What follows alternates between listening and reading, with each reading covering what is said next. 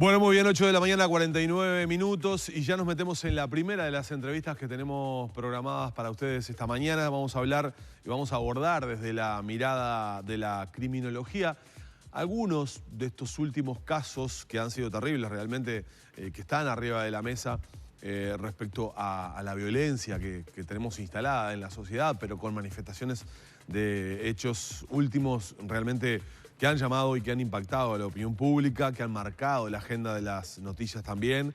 Vamos a estar recibiendo esta mañana con mucho gusto al catedrático Germán Aller, que es director del Instituto de Derecho Penal y Criminología de la Facultad de Derecho de la UDELAR. Germán, siempre es un gusto recibirte. Cómo no, para mí también. Buen día. Gracias, igualmente. Bueno, nos ocupó mucho tiempo en las últimas horas el caso de la Armada, un hecho que, digamos, aparentemente ya está resuelto, si bien la formalización implica el comienzo de la investigación hasta llegar a una etapa de juicio oral y público donde la Fiscalía en definitiva termine demostrando las imputaciones que está elevando.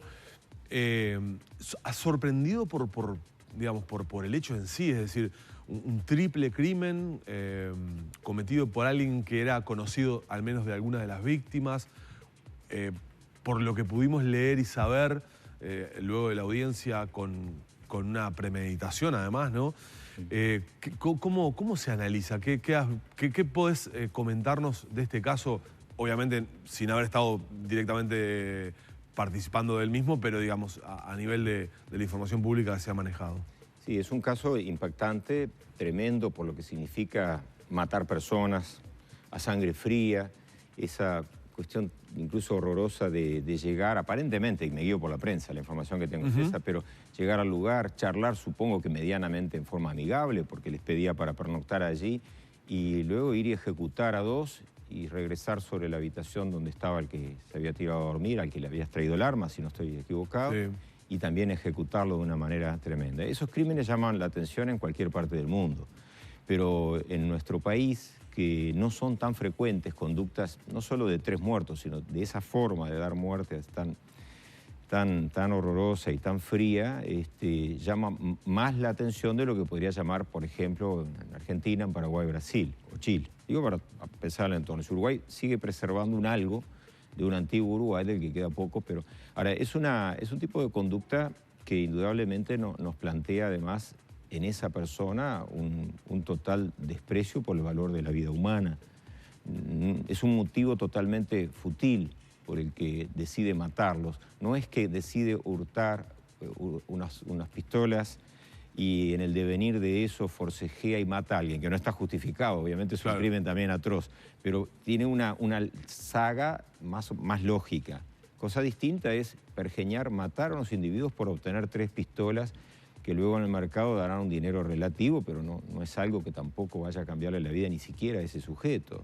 Y se termine en una especie de festín de sangre convidando con un asado a las personas que lo alojaban, que no voy a juzgar aquí porque no sé bien cuál es la situación de ellos. Están por encubrimiento en principio, pero nada más. Pero es una cuestión muy jorobada realmente. En cuanto al tema violencia, yo creo que la opinión pública, si bien haciendo un análisis de la cantidad de casos de homicidios en lo que va del año, en realidad en el total, desde el 1 de enero hasta estos días, la cifra va ahí pareja, es decir, no hay un crecimiento exponencial de los homicidios. Por lo menos la percepción mía es como que estamos asistiendo a hechos más violentos. Sin duda. ¿Eso es así? Sí. ¿Compartís esa percepción? Hace un tiempo hicimos, hará poco más de un año, casi 2 años, hicimos una investigación con un grupo de docentes sobre los homicidios en Uruguay para la Asociación Latinoamericana de Derecho Penal y Criminología, que abarca toda América. Entonces el capítulo uruguayo hacía la versión nuestra y constatamos lo que en buena medida se sabe, pero de todas maneras es bueno revisar los números desde años atrás, por lo menos desde el comienzo del siglo, incluso yendo más atrás, y ver que Uruguay ha tenido un aumento importantísimo, prácticamente exponencial en los homicidios de manera sostenida, incluso más allá de administraciones de gobierno, para no ponerle a esto exactamente un tinte político. Para quitarle el perfil político, digamos. Está de mí. Es decir, el homicidio en Uruguay no solo ha ido aumentando, sino que si no se trabaja realmente a fondo en estos, va a seguir aumentando. Y quiero aclarar que trabajar no significa estrictamente, aunque sea necesario, una mayor vigilancia policial, que sin duda se requiere, pero no alcanza con eso. Porque, por ejemplo, con vigilancia policial no se hubiesen contenido estos 3 homicidios. Claro, Si no había bajo ese parámetro no había forma de evitarlo. No, y tampoco se lo podemos endilgar al policía ese incremento de homicidios, por ejemplo. Es decir, son las consecuencias, desde el punto de vista criminológico, bien evidentes. Como en general la violencia intrafamiliar no depende en términos generales, puede haber cifras de ajuste, pero no depende de que se pongan más policías en las calles. Salvo que oiga los gritos desde la vereda, claro, caminando, no. Aquello de que se decía que no se puede tener un policía en cada casa. Y sí, claro, por supuesto. Entonces, lo que tenemos es una escalada de violencia en Uruguay, no para generar alarma, porque no es ese mi propósito, sino que es una constatación de décadas, y que es el fruto, el homicidio, es la corona de un montón de criminalidad subyacente que va aumentando en la violencia, forma exponencial, hasta que por obtener un bien, un objeto cualquiera, tu reloj, celular, lo que sea, al individuo le da igual matarte que no matarte. Si nos referimos a décadas atrás, el delincuente que asaltaba en un comercio quería su botín y utilizaba eventualmente armas, pero su propósito lejos estaba de matar y muchas veces ante el riesgo de matar o ser matado, huía. Hoy día eso ha cambiado, no digo en todos los casos, porque siguen dándose situaciones así, pero ha mutado muy claramente el perfil, digamos, criminal de mucha gente que o le da igual o por lo menos no tiene frenos inhibidores. Es decir, lo que se han perdido son valores que tienen que ver, han mutado los valores, que tienen que ver con los frenos inhibidores para decir, bueno, yo hasta aquí llego, pero más de esto no hago. Es decir, estoy dispuesto a hurtar, estoy dispuesto a rapiñar, pero no estoy dispuesto a matar, por ejemplo. Entonces ya no recala nada ese individuo que avanza y en esa escalada de violencia y que además se propaga en buena medida por influencia del proceso imitativo de la región. El delito no solo se genera acá, se permea de lo que acontece en el mundo, hoy día vía internet, televisión, etcétera, es muchísima la influencia, pero además muy específicamente lo que tiene que ver Argentina, Brasil y un poco menos Paraguay. Pero esos son nuestros focos de aprendizaje, desgraciadamente, en el campo de la criminalidad. Aler, buenos días. Una pregunta en ese sentido. La irrupción del narcotráfico y la violencia que trae eso, ¿ha tenido una incidencia en ese crecimiento exponencial de homicidios? Porque parecería ser que es más un abordaje cultural, preventivo, que de seguridad, concretamente, lo que se necesita, ¿no? Es que se ha dado, a mi entender, en todos esos planos. Y el narcotráfico no está fuera de la sociedad. Y el narcotráfico no está fuera del proceso cultural, porque el narcotraficante lo hay de alta escala, lo hay de mediana, pero la inmensa mayoría son baratos, es decir, son de muy poca monta. Y esas personas en general que optan por el narcotráfico, de repente vienen de otro tipo de criminalidad y deciden, por ejemplo, abocarse al narcotráfico, entre comillas lo digo en la percepción de ellos y no la mía, porque es más seguro que andar por la calle de caño, es decir, con un revólver o una pistola. Él tiene menos posibilidades de que lo maten de esa forma. Eso genera luego un mercado, un comercio, competencia, problemas entre ellos. Algunas de ellas se dirimen, algunas de esas problemáticas se dirimen por medio de las armas, es decir, matándose, lastimándose o lo que fuere. Está entre la misma escalada de violencia que el hurto callejero o por llamarlo de alguna manera, hasta las propias respuestas violentas que tienen las personas que no delinquen habitualmente, que no es su modo de vida, pero que reaccionan mal el tránsito vehicular. Si nosotros tenemos que revisarlo criminológicamente, abarcando todo ese plano, si el común de los ciudadanos como nosotros puede estar mucho más violento en las reacciones eventualmente callejeras, ¿por qué no lo va a estar el que está en el ámbito del delito? Es decir, esa escala no es que sea exacta, tiene muchos andariveles. Y yo les decía hoy que los valores en realidad no desaparecen o se pierden, van mutando. Es decir, el individuo que rapiña tiene valores, son valores discordantes con los nuestros porque actúa en una forma que es una forma de mecanismo de comunicación con los demás, de interacción, pero defectuosa, es decir, deficiente. Cuando él me asalta, él se está comunicando conmigo, pero de una manera obviamente rechazable, pero no deja de ser un proceso de interacción social. Por eso tenemos que estudiarlo mucho como fenómeno social, sociológico. Hay que estudiar mucho esa parte y trabajar muchísimo más en cómo se conectan desde pequeños los chicos, trabajar entonces en los hogares, en esa interacción, cómo juegan, observar a qué juegan. pero no por el mero hecho de que jueguen a los cowboys y los indios, que hoy sería hasta culturalmente despreciable porque se colocaba unos como buenos y otros como malos, y creo que no fue así la ecuación y en todo caso al revés. Pero aquello que jugábamos, más que ustedes son muy jóvenes, pero Humberto y yo somos más veteranos, un poco menos jóvenes, jugábamos a eso y creo que no hemos salido muy delincuentes que digamos. Es decir, que no es el mero hecho tampoco de tener un juego violento, sino cómo canalizar, cómo orientar y captar que eso sería una ficción. Ver la serial Combate, ver Bonanza, lo que sea. Bueno, Bonanza tenía muy buenos ejemplos porque había un gran valor de familia y todo, pero de todas maneras, ese aspecto valorativo de cómo lo traduzcamos en nuestra personalidad.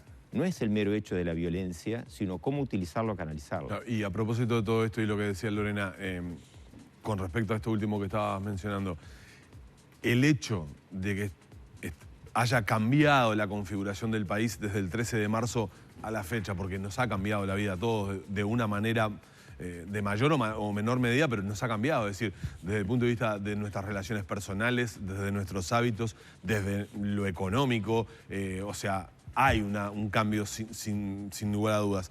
¿Esto puede ser también un detonador de más violencia? Sí, claro que puede serlo, por más que hasta ahora las cifras que tenemos no permiten cerrar ese círculo y en principio lo que muestran esas cifras no es estrictamente lo que estoy afirmando. Claro. Pero recuerden, es un genérico a todo el mundo, tengan presente que muchas veces las cosas no se reflejan de inmediato. Ejemplo, cuando tuvimos la crisis 2001-2002, porque no fue solo un momento, duró más de un año, duró casi 3, pero bueno, 2001-2002 tuvimos una escalada brutal de suicidios. El suicidio no es delito, pero es una conducta tremendamente negativa. Es una muerte violenta. Es el auto-homicidio, claro. Diciéndolo mal, es eso. Tuvimos una escalada importantísima de suicidios, pero también fueron apareciendo al poco tiempo muchos libramientos de cheques sin fondo, estafas, apropiaciones indebidas, hurtos en clase media y alta. Cuando llegó a los sectores más bajos no fue de inmediato. La persona que tiraba de un carro o lo que sea, que el dólar se haya disparado, que hayan quebrado muchas empresas, en el día a día no lo tocó. Lo toca de repente varios meses después. ¿Se entiende lo que quiero decir? Sí, en claramente. este caso, el tema del COVID, por supuesto que tiene que pegar en la criminalidad. Lo que pasa es que también introduce cambios. Es de lógica que reduzca, ahora ya estamos saliendo todos mucho más, es decir, que se puede emparejar más a lo antiguo, Sí. vamos a aclarar. Pero la lógica indica que disminuyan los delitos que tengan que ver con el ingreso a domicilio, sea acopamientos, rapiñas, el mero hecho de ingreso domiciliario para hurtar. Esos tienen que haber disminuido y creo que han disminuido. Por la mayor presencia de personas en los domicilios. Es de lógica. La violencia doméstica en Uruguay da la impresión de que no necesariamente aumentó por los datos que he visto, pero son relativos. Ese podría haber aumentado, como aumentó en muchas partes del mundo. Claro. Puede pasar que en Uruguay... Ese podría haber sido un reflejo directo, Exacto, además. y rápido, en unas semanas, en 2 o 3 semanas a lo sumo. En Uruguay yo no sé si es que no aumentó, yo no descreo de la cifra, sino que hay otra cifra que no tenemos, todo lo no denunciado. No sé si no aumentó o lo que aumentó es la impunidad. Es decir que eso tendríamos que hacer una investigación muy de fondo, que por cierto sería muy bueno que los observatorios, Ministro del Interior y muchos ámbitos trabajasen permanentemente en ese diagnóstico constante para ir lo más cercano posible a la criminalidad y no verla cuando sale la punta del iceberg, trabajar debajo de la línea de flotación y no arriba, ¿no? Aler, ¿se puede estar hablando de una olla de presión que capaz que es un poco más lenta en Uruguay, que se está gestando?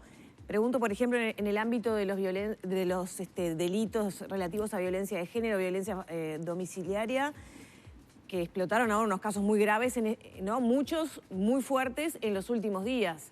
¿Podría explicarse con esa olla de presión que se generó con la pandemia, por ejemplo? Obviamente puede explicarse. Yo no lo imputaría estrictamente a eso.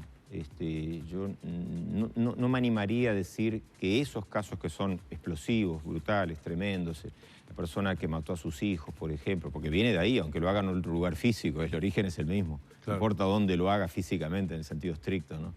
Esa situación yo no sé si deriva de este encierro, etcétera, o pseudoencierro parcial que hemos tenido.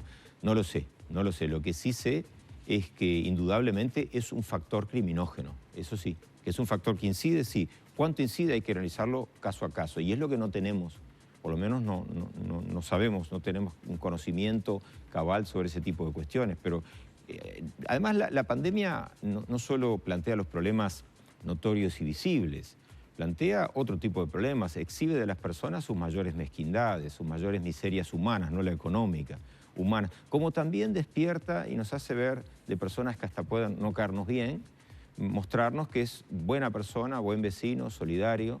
Y así que yo en ese sentido creo que la pandemia es tremendamente negativa, pero hay aspectos muy positivos de ello, ¿no? Valorizar aspectos de búsqueda de revalorizar la familia, de captar que los bienes materiales son realmente superfluos y no es un cliché, pero es verdad que necesitamos un básico mínimo, porque es lo que nos compra cierta dignidad, y eso también es verdad y hay que decirlo. Claro. Hay otro caso que también ha sido muy sonado en estas horas que tiene que ver en el marco de los delitos sexuales, en cuanto a retribución o promesa de retribución a menores de edad para que ejecuten actos sexuales. Se llama la Operación Océano, así se la ha enmarcado. Ya van al menos unos 19 imputados, si no recuerdo mal la cifra, con la cantidad de procesados, de formalizados en la jornada de ayer. Y se instaló un debate por el tratamiento que ha tenido el caso a nivel judicial. Se instaló el debate o se retomó aquello de justicia para pobres y justicia para ricos, reserva en algunos casos de audiencias judiciales. ¿Usted comparte eso no particularmente por este caso, pero de la justicia para pobres y justicia para ricos, que muchas veces, en función de algunos casos, mucha gente suele esgrimir? Sobre eso he tenido y me gustó hacerlo, estudiar mucho, porque fue parte de una tesis doctoral mía, pero no la justicia para pobres y justicia para ricos, sino la criminalidad del poder económico. Bueno, sí, claro. Le cambiamos el color. Lo aterricé un poco más, menos académico fui yo en la expresión. No hay problema. Es una afirmación de relativo valor. Y en Uruguay hay que relativizarlo más de lo que hay que relativizarlo en otros países, incluyendo Estados Unidos, por ejemplo. Donde ahí sí que el tener dinero o no tener dinero, pero tener gente cerca con dinero, permite que una persona directamente no vaya presa. Y haya pague una fianza crimen. Y quede libre. Exacto. Lo ven hasta en las películas. En Uruguay eso no es tan así. En Uruguay eso está matizado. Es verdad que una persona con poder económico, con fondos o con gente cercana, muchas veces no es que tenga dinero, pero es el hermano, el hijo, el padre, etcétera, de alguien que sí lo tiene o tiene amigos que lo ayudan. Es verdad que eso puede prodigar una defensa mejor en el sentido de que tenga abogados que puedan dedicarse mucho más a trabajar en ese caso, dedicarle más tiempo, hacer consultas, pagar consultas a expertos. Es verdad que eso es inequívocamente así en cualquier parte del mundo.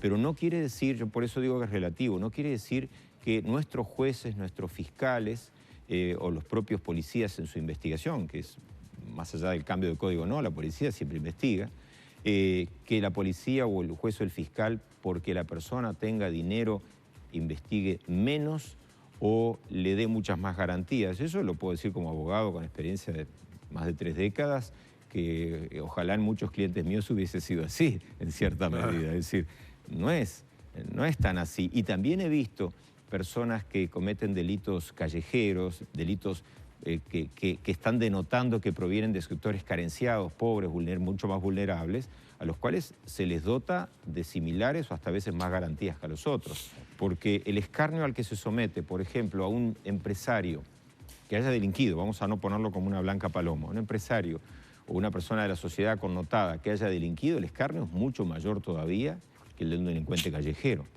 en el que, salvo que cometa un hecho muy brutal, no llama mayormente la atención. Ese empresario, en términos generales, pasa a tener casi una muerte civil, aunque luego sea absuelto o si es formalizado y va a reclusión esté relativamente poco tiempo, de acuerdo a la entidad de la conducta. Así que yo matizaría eso sin perjuicio de que hay cosas que sí son ciertas, y es que una mayor inteligencia de la persona, en el sentido de desarrollo cultural, es decir, ejercitar más el músculo de la inteligencia, ¿no? Que sea más inteligente, sino que lo ejercita más. Una persona con buenos asesores, contadores, escribanos, abogados que puedan asesorarlo estupendamente bien, tiene más posibilidades que otro que no tenga nada. Y sí, eso es la ley del artillero, pero no porque haya una propensión de la justicia. Puede haber casos al revés. Podemos encontrar casos al revés. Son la excepción. La regla es que la justicia uruguaya, con un montón de defectos que tiene, con una clara disminución en su calidad respecto de hace décadas atrás, que también es evidente en el producto, en las sentencias, en la calidad. ¿Ha disminuido? Y sí, no lo digo yo, lo ha dicho hace algunos años atrás la propia Suprema Corte de Justicia. Lo decimos en el ámbito de la Facultad de Derecho. ¿Y eso los egresados son de más bajo nivel que antes. ¿Por qué, Germán? Bueno, yo creo que uno de los primeros factores es que, puedo hablar de la abogacía, no puedo hablar de medicina o de ingeniería, pero que el estudiante lo que quiere es un producto rápido, quiere un título y quiere obtener dinero, que no es ilegítimo nada de eso. Pero quizás me remonto a generaciones más antiguas y ni siquiera la mía, mucho más atrás también, e inclusive la mía, y nosotros, más que pensar en el dinero, pensábamos en la pasión de ejercer la abogacía. Yo no digo que no exista, lo hay, lo veo en los estudiantes, pero no es el común denominador. Pero es que ha disminuido o se ha deteriorado la calidad de la formación. También, si nosotros somos peores profesores que nuestros profesores, y digo nosotros porque me incluyo. Yo creo que mis profesores fueron mejores que yo. Sí, me parece que es así. Que la demanda es mucho mayor, que se ha masificado demasiado la Facultad de Derecho. Pienso que las demás también, pero puedo hablar de la de Derecho. Y el producto ha ido bajando. De alguna manera, el nivel de exigencia nuestro, claro, es natural, aunque uno no lo quiera, de alguna manera disminuye el nivel de exigencia. Yo creo que es un problema que también debe enfrentarse para lograr un mejor producto de mejores jueces, mejores fiscales, mejores abogados, mejores policías, porque este problema abarca también el cuerpo policial. Antes de terminar, quiero preguntarle por un par de temas. Con esto nos fuimos a otro tema. No, claro, sí, pero que a mí me apasiona y me preocupa mucho. Exactamente. Varios docentes de la facultad renunciaron a lo largo del tiempo por ver disminución, por lo menos me acuerdo concretamente de uno, no voy a decir el nombre, pero de uno concretamente que renunció porque dijo que ya no entendía que era su vocación enseñar en esto. Claro. Pero me pareció interesante, como lo mencionó ahí al pasar, me pareció interesante preguntarle por esto. No, quería preguntarle porque ayer, antes de ayer mejor dicho, cuando se ofreció una conferencia de prensa por parte del fiscal de corte, el ministro del Interior y la fiscal del caso sobre el triple crimen de los marinos, digamos, se habló en esa conferencia de prensa de un trabajo que se articuló muy bien entre la Policía Nacional y el trabajo de la Fiscalía, con el apoyo también de la información de la Armada Nacional. Y, por ejemplo, decía el fiscal de corte, fue una indagatoria, o mejor dicho, una investigación preliminar, donde, por ejemplo, el principal imputado se negó a declarar. No declaró. Entonces, las evidencias que tuvo que reunir la Fiscalía como para hacer mérito y generar una audiencia de formalización y que se aceptara el inicio de la investigación en este caso, fueron fundamentales en cuanto al trabajo con la policía y el trabajo de la policía científica.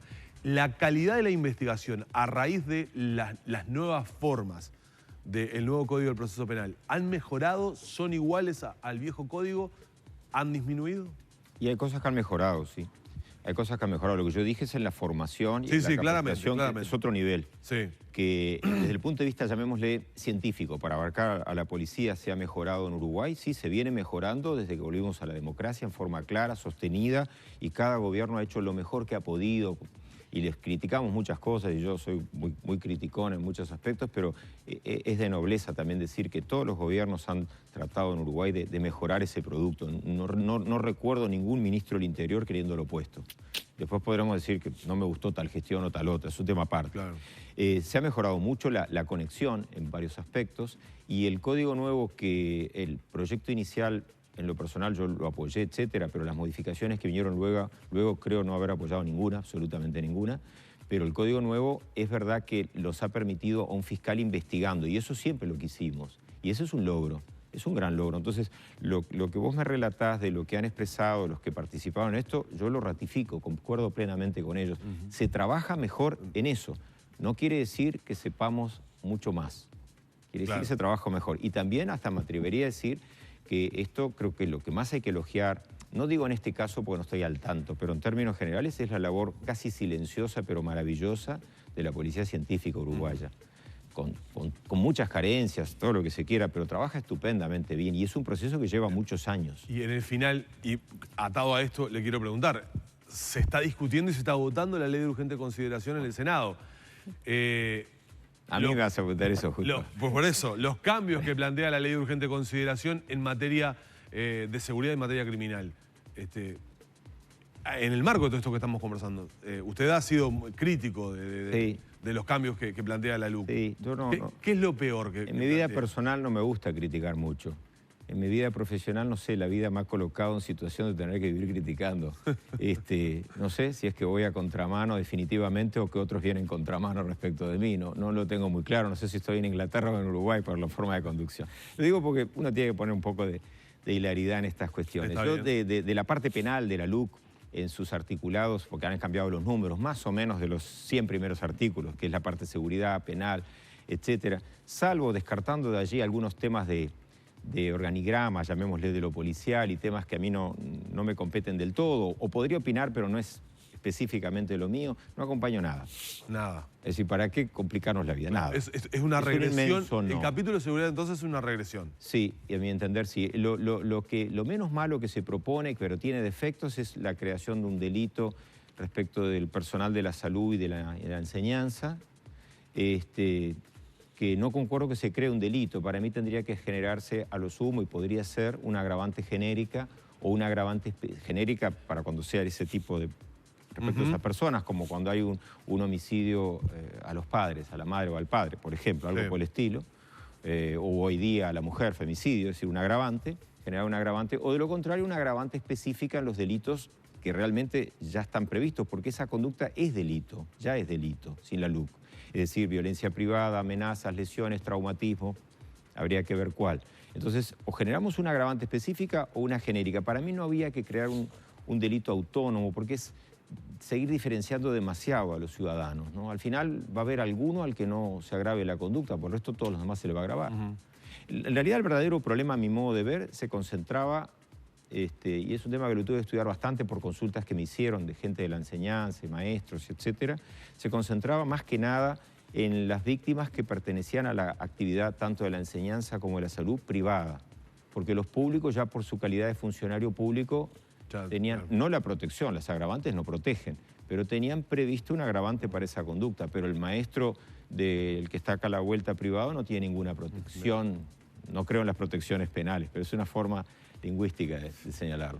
Germán, gracias por acompañarnos. Es un gusto recibirte siempre. Para mí también, en el futuro esperemos poder tomar mates como antes en otras entrevistas. Compartir unos mates en la previa, ¿no? Yo no sé preparar mate, pero me encanta el mate ajeno. Gracias, Germán. A ustedes. Cerramos la entrevista por acá.